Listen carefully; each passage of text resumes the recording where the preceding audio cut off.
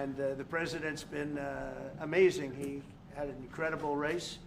He came from behind and he won very handily. The people of Poland have taken to him immediately. They really love him.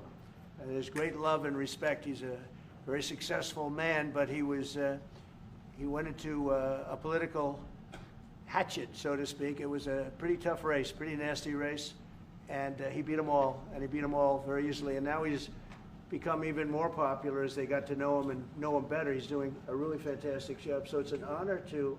I also endorsed him, so I'm very proud of that. I don't endorse too many people, but I endorsed him, and I was very proud of that, the job he's done. I want to thank Vince Haley for that recommendation. Vince was fantastic, and I appreciate it. And I can tell you who really appreciates it, Poland, because they're very happy with their president. And I just want to say it's an honor to have you. We'll be discussing trade and various other things, the things that you discuss. We'll have a few questions from you, and then we'll get on to a discussion, then we'll have lunch, and then he goes and he meets with the Pope. And that'll be very exciting. And say hello to the Pope for me. Yeah, okay. I will. Thank you very much. Thank you very much, Mr. President. Thank you very much, and I would like to express my gratitude for your invitation. Only after 1 month from my sworn and from celebration for my inauguration, it means that Polish-American relations are very important, very strong. I think that we have so strong relations that we have never had, and it's very important for me. Our relations are based, of course, on the values. Right. And thank you very much for your support, for your endorsement during my very hard campaign.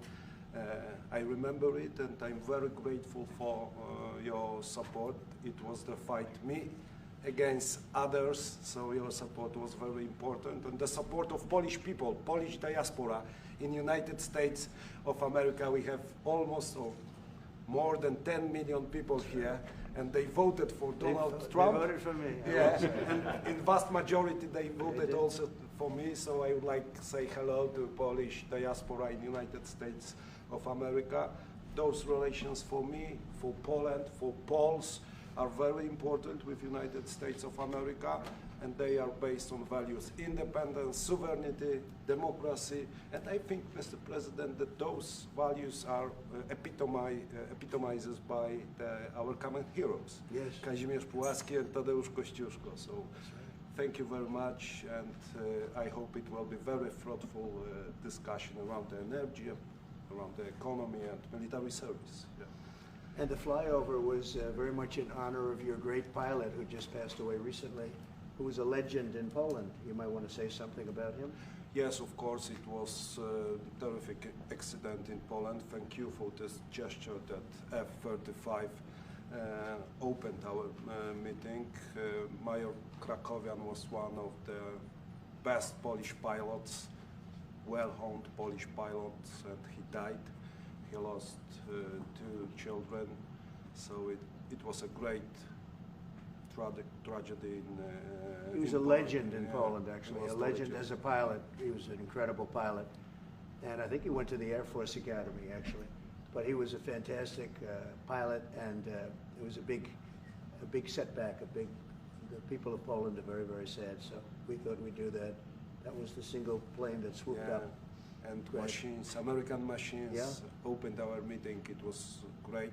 And we are waiting for 32 F-35s in Poland. So it also shows that we have great relations according to the best military equipment on the world, American equipment, which build Polish security too. Well, Poland, we've had a tremendous relationship. I think now it's better than ever because of this relationship. It's a little special because we fought together. But we've always been very good, and we have some wonderful people, as you know. Duda, my friend, he's a good man and still a big fan of yours, very much so. So it's a great honor, and we're going to talk about trade. We'll talk about some other things. We'll take a couple of questions from the media. Will American soldiers remain in Poland? Will American soldiers remain in Poland? Yeah. I think so. I mean, do you know something I don't? I don't know. Yeah, we're very happy. If anything, we'll put more there if they want. But they've long wanted to have a larger presence. We have some countries that have more, not too many, but no, they'll be staying in Poland. We're very much aligned with Poland. Sir, on Russia and China, sir, can we ask about, we saw a dramatic picture where we saw the leaders of Russia and North Korea and China together, the first time the leaders of those three countries have been together in this sort of show of solidarity. You said that they're conspiring against the United States. What do you think they're conspiring to do? And given this, is it reason why you should slap or would consider slapping secondary sanctions on Russia if they're conspiring against the U.S. now? Well, I've already done that with regard to India, and we're doing it with regard to other things. And I put out a truth last night. You saw that, and I was the one that brought it up. I said they're only doing this. They're looking to when they did what they did. I thought it was a beautiful ceremony. I thought it was very, very impressive. But I understood the reason they were doing it, and they were hoping I was watching, and I was watching. My relationship with all of them is very good. We're going to find out how good it is over the next week or two. I think that we helped China very much, as you know, when they talk about freedom. And I don't believe that, and maybe I'm wrong, I hope I'm wrong, but I don't believe that America, that the United States was acknowledged for helping China to gain its freedom. But perhaps that was just that was a sleight of hand. I mean, I was very surprised. I watched the speech last night. President Xi's a friend of mine, but I thought that the United States should have been mentioned last night during that speech because we helped China very, very much. What was the reason? They should have been invited. What was the reason? Mr. President, do you think they should have been invited? Yes, go ahead. You've expressed many times your frustration and disappointment with Putin, but there's no action since you took your office. How do you know there's no? How do you know there's no action? But Really? don't you worry- Wait. Who are you with? Who are you with? I'm with Polish radio. Okay. How do you know there's no action? Would you say that putting secondary sanctions on India, the largest purchaser outside of China, they're almost equal, would you say there was no action? That cost hundreds of billions of dollars to Russia. You call that no action? And I haven't done phase 2 yet or phase 3. But when you say there's no action, I think you ought to get yourself a new job, because if you remember 2 weeks ago I said, if India buys, India's got big problems, and that's what happened. So don't tell me about that. Go ahead. Mr. President, can I ask you a question? Mr. President, right now there have been survivors of Jeffrey Epstein speaking at a press conference on Capitol Hill. They're calling for these case files, these documents to be released. And Thomas Massey, who was sponsoring a discharge position to get the House to vote on releasing those documents, says he doesn't believe you're implicated in these files, but many of your friends and donors may be, and he says that's why the Justice Department is redacting them and slow walking the release. Is the Justice Department protecting any friends or donors, sir? So this is a Democrat hoax that never ends. You know, it reminds me a little of the Kennedy situation. We gave him everything over and over again, more and more and more, and nobody's ever satisfied. From what I understand, I could check, but from what I understand, thousands of pages of documents have been given. But it's really a Democrat hoax, because they're trying to get people to talk about something that's totally irrelevant to the success that we've had as a nation since I've been president. Even if you look at D.C. right now, D.C., it's a totally safe zone. It's called a safe zone. That's a term. It's a term of art. It's a safe zone because it's very safe. You can walk down the street now and nothing's going to happen. No crime, no murders, no nothing. Because we had a lot of problems with certain places, and we still do. All run by Democrats, or for the most part run by Democrats. So what they're trying to do with the Epstein hoax is get people to talk about that instead of speaking about the tremendous success, like ending 7 wars. I ended 7 wars. Nobody's going to talk about, because they're going to talk about the Epstein, whatever. Sir, I understand that we were subpoenaed to give files, and I understand we've given thousands of pages of files. And I know that no matter what you do, it's going to keep going. And I think it's enough, because I think we should talk about the greatness of our country and the success that we're having. I think we're probably having, according to what I read, even from 2 people in this room, we're having the most successful 8 months of any president ever. And that's what I want to talk about. That's what we should be talking about, not the Epstein hoax. When do you make a decision on Ukraine, Mr. President? I have no message to President Putin. He knows where I stand, and he'll make a decision one way or the other. Whatever his decision is, we'll either be happy about it or unhappy. And if we're unhappy about it, you'll see things happen. Venezuela, can you give us a sense of what the U.S. policy or what you're trying to achieve with the aircraft carriers, or the boats, I should say, in near Venezuela, and also the boat that you mentioned yesterday where 11 people were killed? What was found on that boat, and why were the men killed instead of taken into On the boat, you custody? had massive amounts of drugs. We have tapes of them speaking. It was massive amounts of drugs coming into our country to kill a lot of people. And everybody fully understands that. In fact, you see it. You see the bags of drugs all over the boat. And they were hit. Obviously, they won't be doing it again. And I think a lot of other people won't be doing it again when they watch that tape. They're going to say, let's not do this. We have to protect our country, and we're going to. Venezuela's been a very bad actor. They've been, as you know, they've been sending millions of people into our country, many of them Tren de Aragua, some of the worst gangs, some of the worst people anywhere in the world in terms of gangs. And we had some in Washington, D.C. We took care of them very quickly, but they're out of here. They've gone. But Venezuela's been very bad, both in terms of drugs and sending some of the worst criminals anywhere in the world into our country. They emptied out, you don't know this, but they emptied out their prisons in Venezuela, and they emptied them out into the United States of America. And that's part of the problem we have. We're getting them out. We're getting them out rapidly, but it's caused a tremendous problem. And Pete and all of the people that are working very hard to rectify the stupidity of the Biden administration, allowing these people to pour into our country with open borders.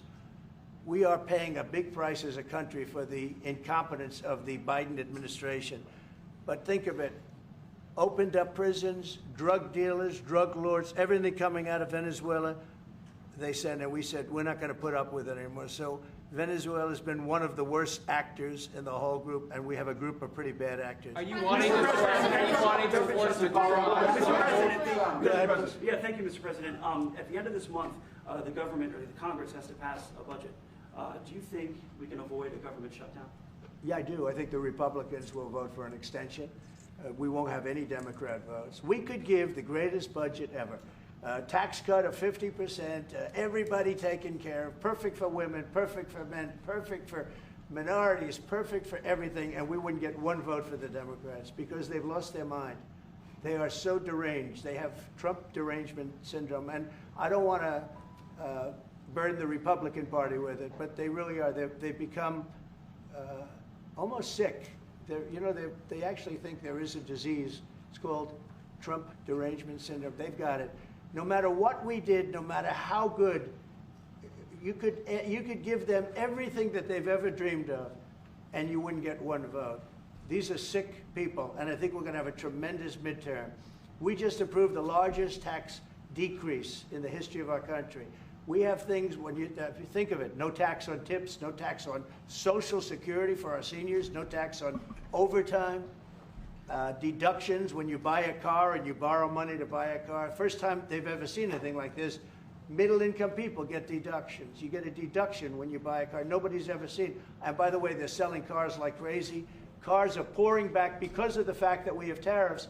Cars are pouring back into our car plants are pouring back into our nation. They're coming from all over the world. They're coming back. You know, we lost about 54% of automobile manufacturing over a 30-year period, 35-year period.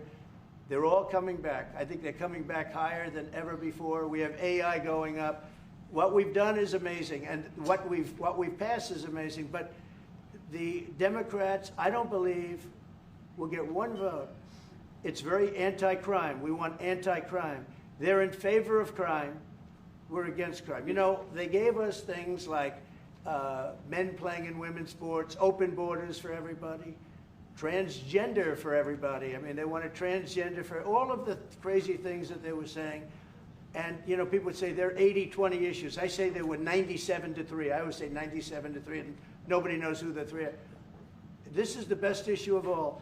They are against preventing crime. They are fighting us I want to go into Chicago, and I have this incompetent governor that doesn't want us. Do you know that this weekend 72 people were shot in Chicago? I'm embarrassed to say it in front of the president of Poland. 11 people were killed, 72 people were shot. Last week, 7 people were killed in Chicago, a place which is probably your #1 place. I hate to say it. Yeah, a lot but of Poles in Chicago. and we got to keep it safe. But 7 people were killed. The week before that, 5 people were killed, and 21 people were shot. This is in 3 weeks. So in 3 weeks, I lost almost 35 people were killed. It could have been stopped. If you look at Washington, D.C., 3 weeks ago, it was the same or worse. And now it's considered a totally safe zone. Restaurants are open, they're bustling. Restaurants, you have to see, restaurants were dying. Nobody wanted to go out. They didn't want to be attacked. They didn't want to be mugged. They didn't want to be attacked even in the restaurant. And you take a look at what's happened. Friends of mine that haven't gone to a restaurant in 4 years, one of them went out 5 times in the last 2 weeks to a restaurant with his family. They feel totally safe. Washington, D.C. is a totally safe city. You're not reporting any crime because there is none. They said crime is down 87%, and I said, no, it's not. It's down 100%. We have a great thing going. I could do that with Chicago. We could do that with New York. We could do it with Los Angeles. So we're making a determination now. Do we go to Chicago, or do we go to a place like New Orleans, where we have a great governor, Jeff Landry, who wants us to come in and straighten out a very nice section of this country that's become quite tough, quite bad. So we're going to be going to maybe Louisiana, and you have New Orleans, which has a crime problem. We'll straighten that out in about 2 weeks. It'll take us 2 weeks, easier than D.C. But we could straighten out Chicago. All they have to do is ask us. To go into Chicago, if we don't have the support of some of these politicians, but I'll tell you who is supporting us, the people of Chicago.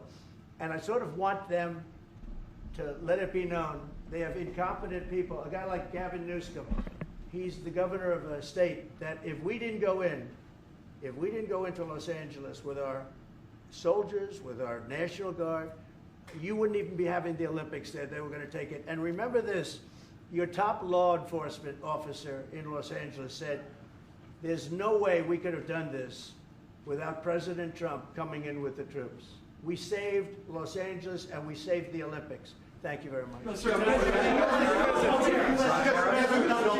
got this, sir. Thank you, Andrew. Thank you.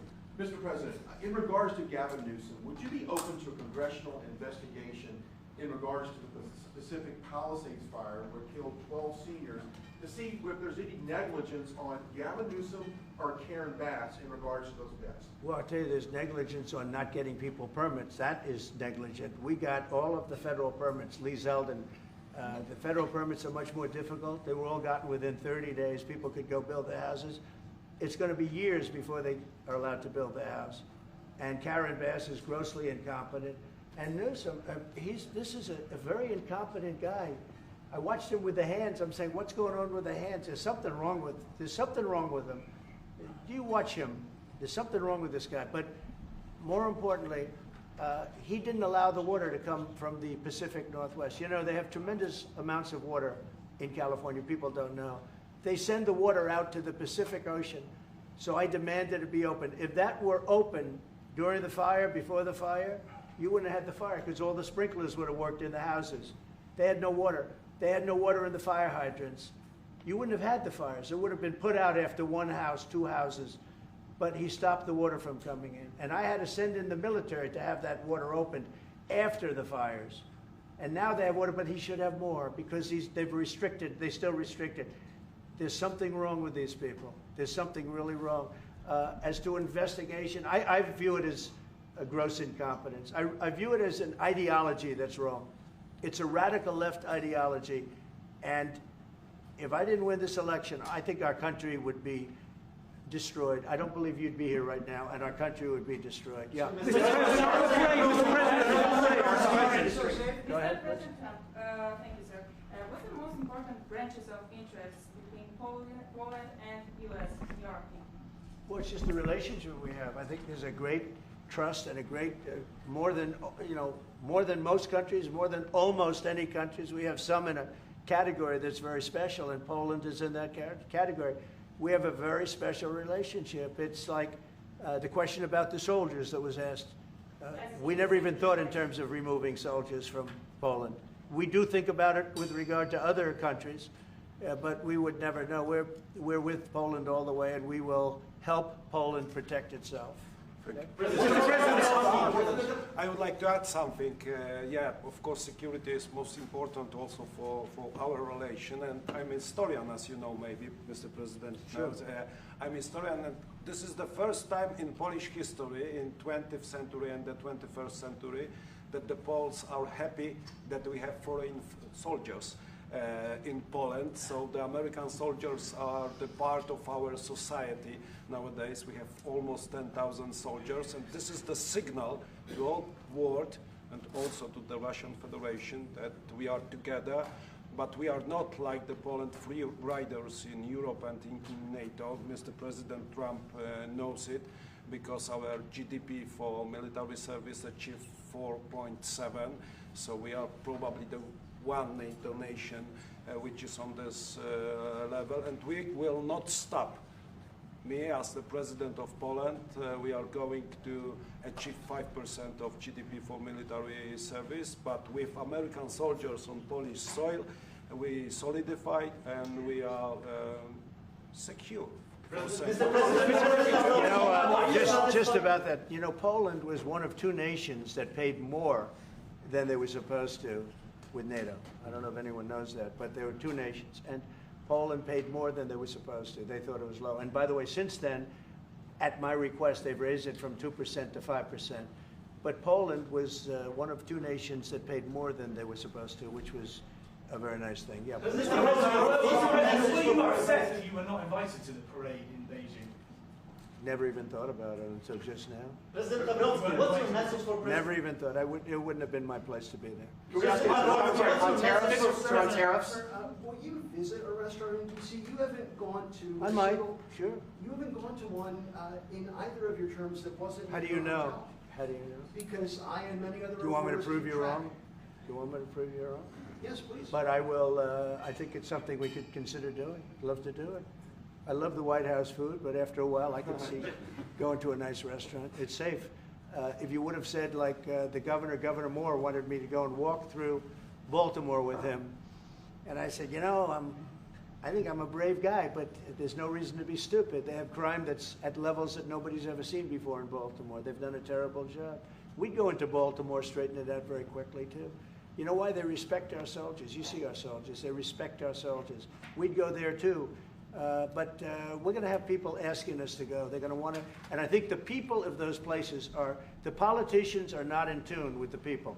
The people in Chicago, the people in Baltimore, the people in all of the places we talk about, they want to see us there. And I think we're pretty much waiting till we get asked, and properly. Because we're doing them a big service. Yeah, please. You talked about how historic these tariffs have been, bringing in revenue, additional revenue for our country. You've also mentioned before they could possibly replace federal income tax. Possible. Do you think that's... Someday it's possible. It used to be. So if you go back to 1913 is when they ended tariffs. We were the richest ever from 1850. It was all tariffs. We didn't have income taxes. From 1850 to 1913.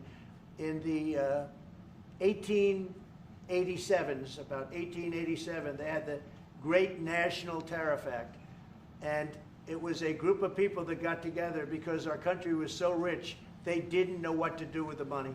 We had so much money, they didn't know what to do. It was a group of very prominent people that were set up to hand out money to everybody because we were the richest we ever were. Proportionately, we were in 1887, around that time, even in 1913. We ended them in 1913. How did that work out? And then we went to the income tax system, and then we had the Depression.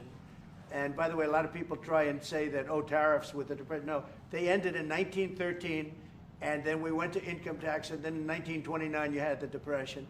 They did try and bring it back in 1931-32, but the Depression had long started, and and this poor, beautiful nation was gone.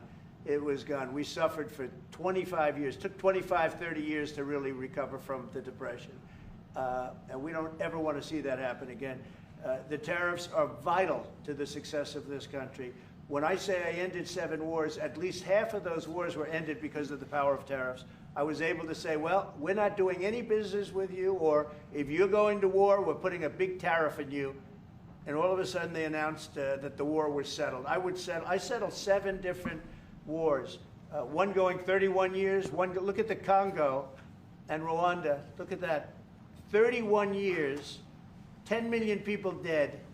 I got it settled. And a little bit of that one, less than in some cases, had to do with trade and had to do with tariffs. So, you know, tariffs are vital to our country. And just so you know, other countries use them on us, but I just used them a lot better. We're in a much better position. We have trillions of dollars coming into our country. If we didn't have tariffs, we would be a very poor nation, and we would be taken advantage of by every other nation in the world, friend and foe. We're not going to let that happen. And we have a very, very big case in the Supreme Court. I can only say this. Our country has a chance to be unbelievably rich again, but it can also be unbelievably poor again. If we don't win that case, our country is going to suffer so greatly. What's the backup plan, sir? But I think we're going to have a big victory. Even if you look at the people that brought the case, they're foreign-oriented. They're foreign. Countries have taken advantage of the United States for so many years. And I started with China. You know, last term, I took in hundreds of billions of dollars in tariffs from China. But when COVID came, the last thing I was going to do is we're going to tariff France and Italy and, you know, others, Spain, when they were doing so badly. But now we made a deal with the European Union where they're paying us almost $1 trillion, and they're happy to do it. You know what? They're happy. It's done. These deals are all done. I guess we'd have to unwind them. We've done deals with Japan, with South Korea. We've done deals with many countries and others to come. And if we didn't have the power, prestige, and dignity of tariffs, and I used them wisely, and people respect America again, and we've become a rich country again. The money coming in is incredible. And again, they use them on us. If we didn't have them, they would use them on us, and we would have no way to fight them. We would be a third world nation. So I think it's one of the most important cases I've ever seen go before the Supreme Court of the U.S. So you gave Vladimir Putin a 2-week deadline to agree to talks with Volodymyr Zelensky. That deadline is now nearly approached. Can you give us any indication of when you will make a decision? Well, I'm having a conversation with him very shortly, and I'll know pretty much what we're going to be doing. We've taken very strong action, as you know, and in other ways we've taken very strong action. But I'll be speaking to him over the next few days, and we're going to see. With who, sir? I'm going to know exactly what's happening. Mr. But President, I'm not happy with all the people. You got 7,819 people killed last week. Russian soldiers and Ukraine soldiers, right? Not American soldiers, not soldiers from Poland, but they're human beings, they're souls. They have parents, they wave goodbye to their parents, and their parents never see them again. That's the end of them. Over a stupid war, and I want to see it stopped. Now, we have stopped the money. We send weapons to NATO, they pay full price. We don't, you know, Biden spent $350 billion so stupidly. And it was one of the reasons that this whole thing happened. A big reason this war happened was sitting right in these chairs, this one in particular. So I will tell you that I think we're going to have a good solution, but they're losing soldiers at levels that nobody has seen since the Second World War. This is the worst conflict, and it's just going on and on. It's one's defense, one's offense. The offense moves a little bit. Just a little bit. You take a look. They move inches. They're dropping bombs and killing everybody. The whole thing is not since the Second World War has there been anything even close to this. And they're not, again, they're not soldiers from my country. This is my country. But I have a power to end things. That's why I was able to end 7 other wars. And you know that I thought of the 7, they're basically 7. Those are tough wars to end. Much tougher, I thought, than the war with Ukraine and Russia. I thought that Ukraine and Russia have a very good relationship with President Putin. I thought that that would be much easier. I thought that would be in the middle of the pack, maybe one of the easiest. Sometimes you never know with war. You know, war is a very interesting thing. You never know with war. War is complex and dangerous, and what a mess, what a bloody mess. It's going to get done one way or the other. But they have to stop killing all of these souls. There's souls, and we have to stop killing. Just a follow-up on that.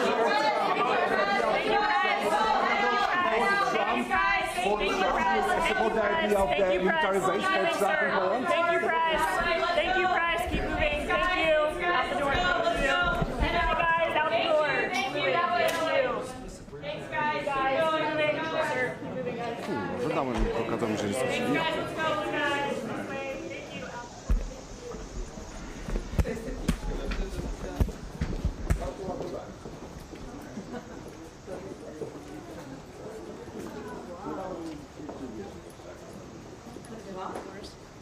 Huh.